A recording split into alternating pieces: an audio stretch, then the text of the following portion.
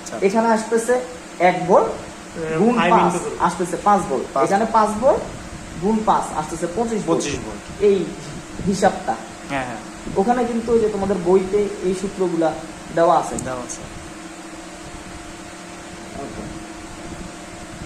আচ্ছা ভাই এইখানে আরেকটা কথা হলো সেটা ডিটেকশন রেঞ্জ 25 ভোল্ট কি কি সূত্রপত্র কি কি আছে, ইফ 3.3 ইউজ যেই আরডিনোটা 3.3 ভোল্টের লজিক লেভেল, এটা একটা ফিক্সড লজিক লেভেল। হ্যাঁ, আরো ছোট আইসিডি যেগুলো বলানো ওগুলো 5 ভোল্ট সহ্য করার ক্ষমতা দেয় না, ওগুলোকে 3.3। 5 ভোল্টের জন্য একটা হিসাব হবে, 3.3 এর জন্য একটা হিসাব হবে। এবং এই যে অ্যানালগ এই 5 ভোল্টকে সে আবার 1023 ভাগে ভাগ করে, 1024 মানে 1024 এটাকে হয় 1023। 0 টু 1023 মানে কত? 1024। 1023 দ্বারা ভাগ করে, এত ভাগে ভাগ করে। এবং 5 ভোল্ট আর কি দেখো তোমার এখানে 0.01 চেঞ্জ হয়, মনে করো ডিরেক্ট কিন্তু দাম করে 2 চেঞ্জ হয়ে যায় না, আগে 0 টু 9 চেঞ্জ হয়, তারপরে ফ্লিকারিং করে 0 টু 9 এর দিকে। কারণ 0.010203 এই ফ্লিকারিংটা করে। তাহলে এত ভাগে যদি ভাগ করে এটাকে আরো কাজ করলে আরো অ্যাকুরেট বানানো যায়। ভাগ করে এটাকে বলে রেজুলেশন।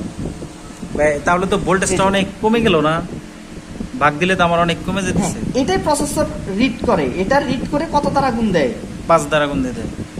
ঠিক আছে, প্রসেসর তো 5 এর বেশি রিড করতে পারবে না। আমি তার রেসপেক্টে ওই যে ট্রান্সফরমারের মতো রেশিও আকারে এখানে 220 হইলো, আমরা দিকে পাওয়ার সমান রাইখা কারেন্ট বাড়াইছি, ভোল্টেজটা কমায় দিছি। আচ্ছা আচ্ছা, এই ধরনের একটা থিং। এটা একটা ইয়ে করে আমি ইউজ করলাম রেশিও। আমি ধরে নিলাম এখানে 5 আসলে ওখানে সর্বোচ্চ 25 আসছে, এখান থেকে 5 থেকে যত কম 4.99 আসলে ওখানে মনে করো যে 28.99। বুঝতে পারছি এটা। তো এই ক্যালকুলেশনগুলো এখানে এই যে এটাই ভোল্টেজ সেন্সর। হ্যাঁ, তো আমরা এটা ইউজ করি। এটার ভিতরে কি আছে? এগুলো সব ফাউ জিনিস। এই একটা রেজিস্টার, এই একটা রেজিস্টার। হ্যাঁ, তো আমার ওই একটা রেজিস্টার, এই একটা রেজিস্টার, যেটার এক মাথা এখানে গেছে আর আরেক মাথা এখানে গেছে, আর এটার এক মাথা এখানে গেছে। এই দুইটা আর ভাই ডিসপ্লের যে বিষয়টা, মানে এই যে কারেন্টটা এই মডিউল থেকে আসতেছে, আবার ভোল্টেজ সেন্সর থেকে আসতেছে, আর ডিসপ্লেতে শুধু শো করতেছে, এই তো। হ্যাঁ, প্রসেসর ডিরেকশন দিচ্ছে, সবকিছু প্রসেসরে আইতাছে।